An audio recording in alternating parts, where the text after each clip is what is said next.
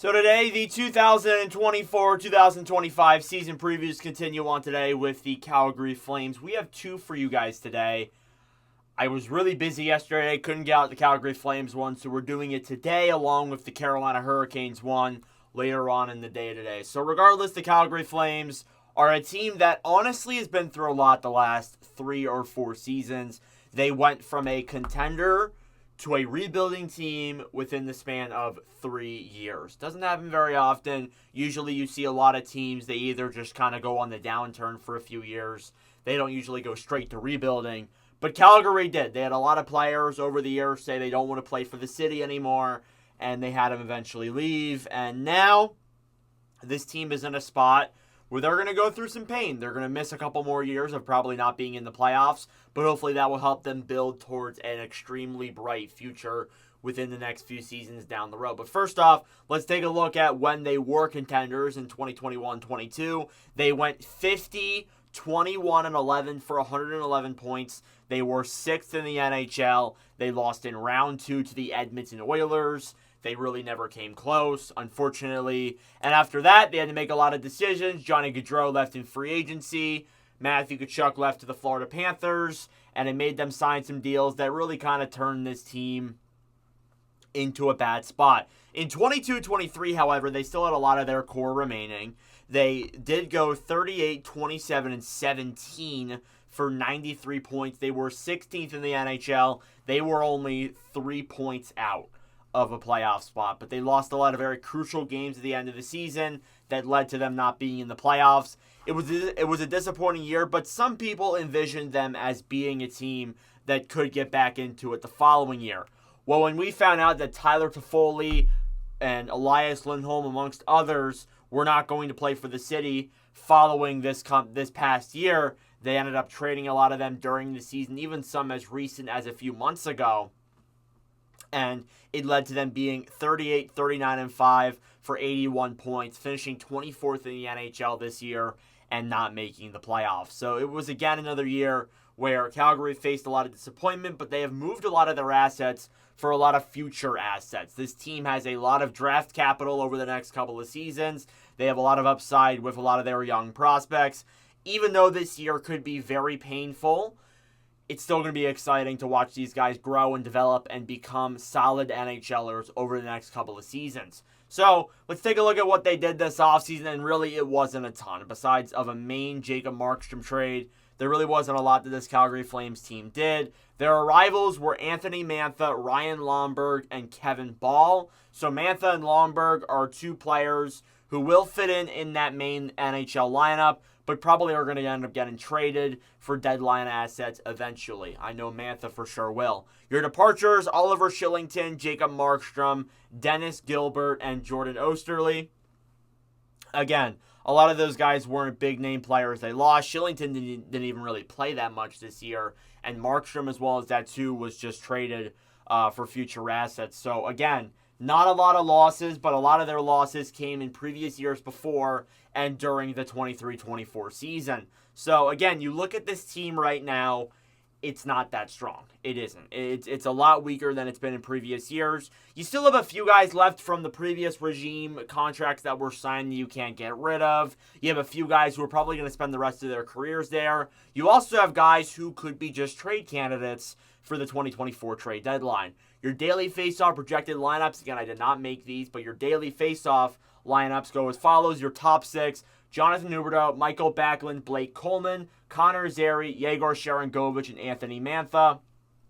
So, again, not a bad top 6. Huberdeau, I mean, I've talked about Huberdeau many times before on the channel. He is someone who just honestly is there for a long time.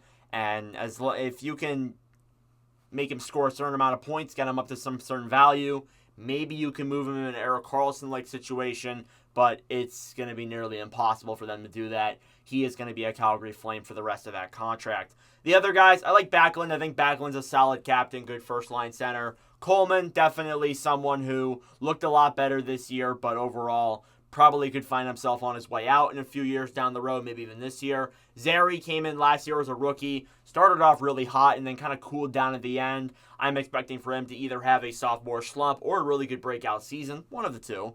Sharangovich had a great year last year defensively in the penalty kill and offensively as well. Really blossomed in Calgary. Turned that to fully trade into kind of a win, to be honest. Then you also have Anthony Mantha, who I said will be traded at the trade deadline most likely. Your bottom six, Marty Pospisil, Nazem Kadri, Andrei Kuzmenko. On the third line, Ryan Lomberg, Kevin Rooney, and Walker Duhaire on the fourth line. So, bottom six is solid. Pospisil, I think I was a big fan of this past year. Kadri, definitely. There have been rumors that he could get traded. I'm not sure how much those rumors stand because he is on a lucrative contract, a big deal that's going to be around for a while. Kuzmenko, I expect to be moved. I think Kuzmenko, even though he signed to a contract, I think he had a really good year last year despite being in and out of the lineup with Vancouver. I think that if Calgary can trade him for assets, they will. They 100% will. Your fourth line, again, it's Lomberg, Rooney, Duhaire, kind of guys that are just, fourth liners at heart. Lomberg might get flipped at the deadline at some point, but at least as of right now, he is still with the team. Your defensive pairings, you got Mackenzie Weegar and Miramonov. Yes, Miramonov is your first pairing. Kevin Ball and Rasmus Anderson is your second pairing. Jake Bean and Braden Pachal as your third pairing. Your extra is Joel Hanley, and your extra for the forwards is Pelletier too. And I also forgot to mention that there are plenty of forwards who could crack the lineup. Coronado is one of them. Pelletier is another. There's definitely guys who could get into that lineup, but at least as of right now, it's kind of just up in the air. Again, that blue line is significantly weaker than it's been in previous years. It's a lot of guys who really were playing on teams that didn't get a lot of time. They didn't get a lot of ice time, to be honest. Besides Weegar and Anderson, obviously. So, a lot of those guys, especially Miramonov and Ball, are kind of just wild cards. We'll see how they do in the NHL. Probably getting very consistent, more NHL time than they're used to. So we'll see if that does work out. But again, the blue line on paper is very weak. Again, I even saw rumors this past offseason and offseasons before that there were chances that Weegar or Anderson could get moved. So they might not be done tearing it down just yet.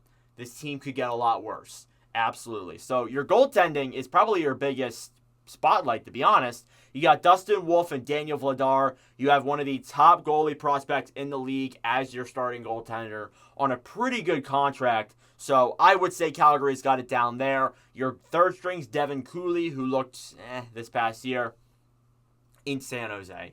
But regardless, I think that your tandem is, even though you lose Markstrom, it still isn't that bad. Vladar, I actually thought Vladar was the most likely to get moved, but he was not. So we'll see. Maybe they go a 1A, 1B situation. I don't know if they want to throw Wolf into the starting role right away. But again, I think this team is definitely going to be lower in the standings than a lot of people might expect. I don't think they're going to be that good this year, unfortunately. But I do think that when you look in terms of the future, things definitely are going to get bright for this Calgary team, and they're going to be exciting to watch. I do think, though, that Conroy and Huska, the coach and the GM, have both done a pretty solid job at managing this team. Conroy at the start I was very hesitant of because he looked like he lost his Foley deal. I didn't like the moves he made before that. I kind of thought that, honestly, I didn't think that he was doing a particularly great job. Then a lot of the moves happened. Then the Sharangovich thing happened, and that ended up working out for Conroy. And I figured that, honestly, he's been pretty good. He's tore down this team very well. And I think that, honestly, they have a bright future ahead. It's just going to take a while for them to get to that, necessarily. And a first overall draft pick would definitely help. Not saying they will be last in the division or last in the NHL, because I don't think they're that bad. But they do have they're going to be down below a lot this year. So regardless, let me know your thoughts in the comment section down below. That is your season preview for the Calgary Flames. I might be being a little bit too negative. I have covered the Flames for a while. I was there when they were good. I was there when they started this downswing. And now I think we're at the tail end of it. I remember there were people saying that, oh, they could still be a contender. It honestly, after this past year, losing all those players that they did, it's going to be a while before they get back to that. But again, should be exciting soon. Thanks for watching, and I'll see you guys in the next video. Adios.